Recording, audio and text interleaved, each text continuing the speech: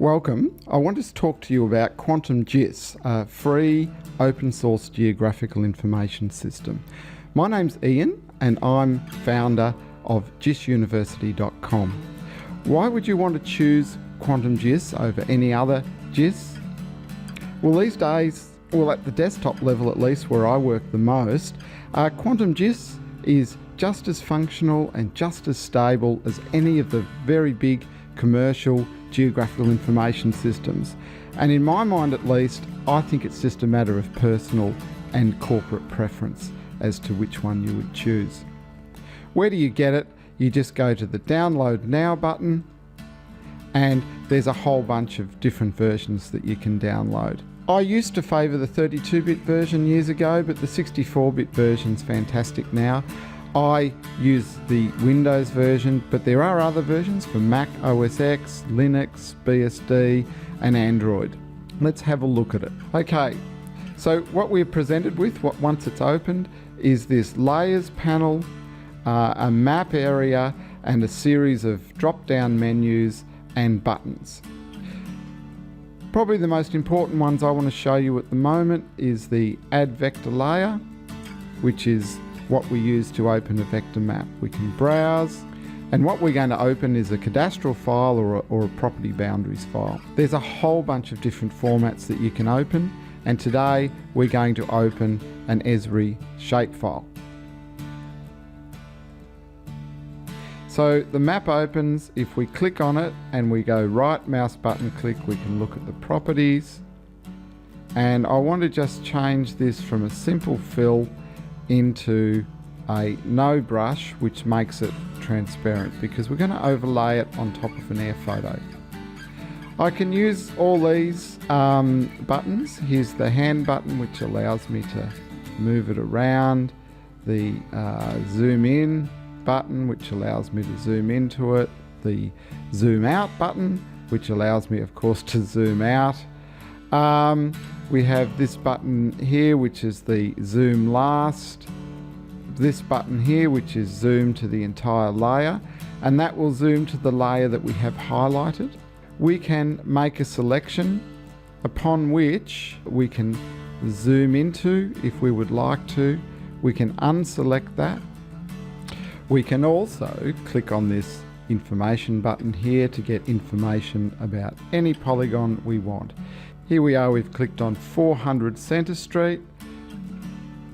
We can also get derived information from it, such as the area of the parcel. Let's now open a raster image or an air photo.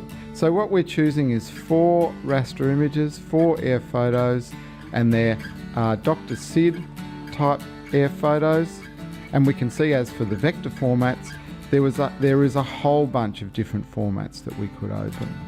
The key to this though is that these 4 files are geographically registered and they are geographically corrected so that they can sit directly underneath the cadastral file. We can zoom into them.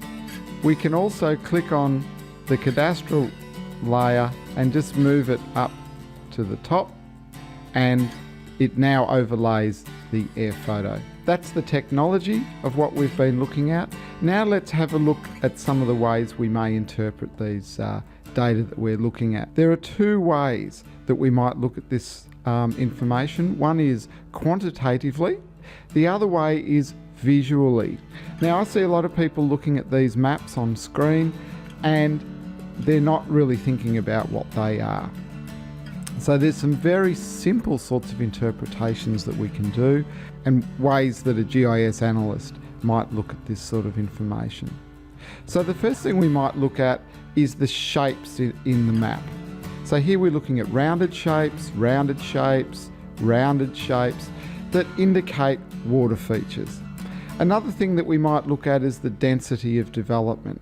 So clearly we've got highly urbanised areas, less dense areas, and perhaps in some areas we've got rural residential areas, and then we've got rural areas. Think about this in terms of surrogates. What are the sorts of information that we can derive just by looking at these shapes? Another thing that you might look at is the more dense areas are often the areas that are going to be the driest. So they're going to be the driest on the basis of soil types that are going to get rid of water flows fairly quickly. The other thing is maybe topography. Maybe these more dense areas are on higher ground. So some of the ways you can look at an air photo is to say, okay, what can we say about this river, this watercourse here? Well, one thing I can say is that it's obviously deep water. How can I tell that? The surrogate, by looking at this up here, which is to say, if we've got a large mooring up here, then this water must be navigable. Anyhow, I just wanted to introduce you to the idea of thinking like a GIS analyst and not just taking these GIS maps and GIS photos at face value. Right, I'm sure I'll see you in another video soon. My name's Ian, founder of gis-university.com.